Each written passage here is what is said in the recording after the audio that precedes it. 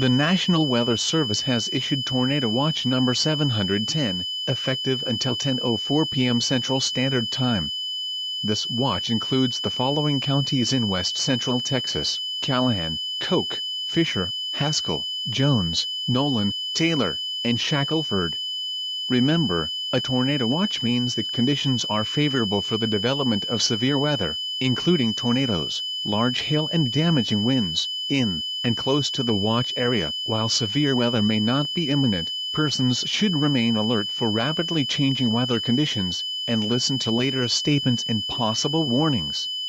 Stay tuned to NOAA weather radio, commercial radio, and television outlets or internet sources for the latest severe weather information.